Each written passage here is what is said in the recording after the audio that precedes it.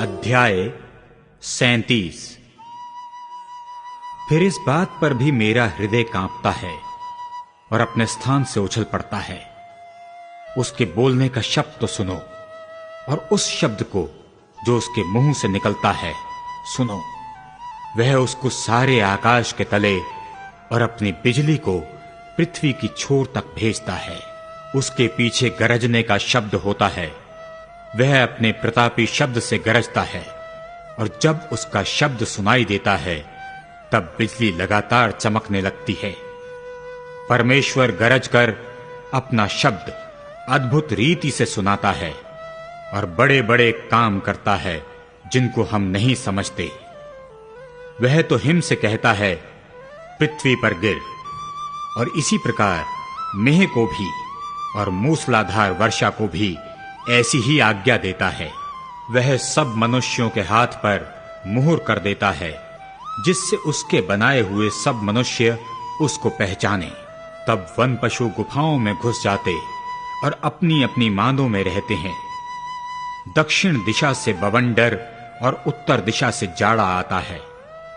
परमेश्वर की श्वास की फूंक से बर्फ पड़ती है तथा जलाशयों का पाट जम जाता है। फिर वह घटाओं को भाप से लादता और अपनी बिजली से भरे हुए उजियाले का बादल दूर तक फैलाता है। वे उसकी बुद्धि की युक्ति से इधर उधर फिराए जाते हैं, इसलिए कि जो आज्ञा वह उनको दे उसी को वे बसाई हुई पृथ्वी के ऊपर पूरी करें। चाहे ताड़ना देने के लिए, चाहे अपनी पृथ्वी की भलाई के लिए, या मनुष्यों पर करुणा करने के लिए वह उसे भेजे। हे अय्यूब, इस पर कान लगा और सुन ले। चुपचाप खड़ा रहे और परमेश्वर के आश्चर्य कर्मों पर विचार कर। क्या तू जानता है कि परमेश्वर कैसे अपने बादलों को आज्ञा देता और अपने बादल की बिजली को चमकाता है? क्या तू घटाओं का तौलना या सर्वज्ञानी के आश्चर्य कर्म जानता है? जब पृथ्वी पर दक्षिणी हवा के कारण सन्नाटा रहता है, तब तेरे वस्त्र क्यों गर्म हो जाते हैं? फिर क्या तू उसके साथ आकाश मंडल को तान सकता है, जो ढाले हुए दर्पण के तुल्य दृढ़ है? तू हमें यह सिखा कि उससे क्या कहना चाहिए, क्योंकि हम अंधियारे के कारण अपना व्याख्यान ठीक से नहीं रच सकते। क्या उसको बताया जाए कि मैं बोलना चाहता हूं? क्या कोई अपना सत्यानाश चाहता है?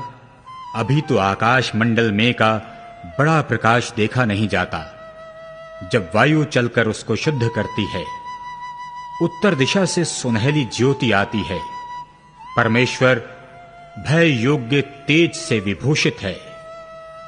सर्वशक्तिमान, जो अति सामर्थी है और जिसका भेद हम पा नहीं सकते, वह न्याय और पूर्ण धर्म को छोड़कर अत्याचार नहीं कर सकता।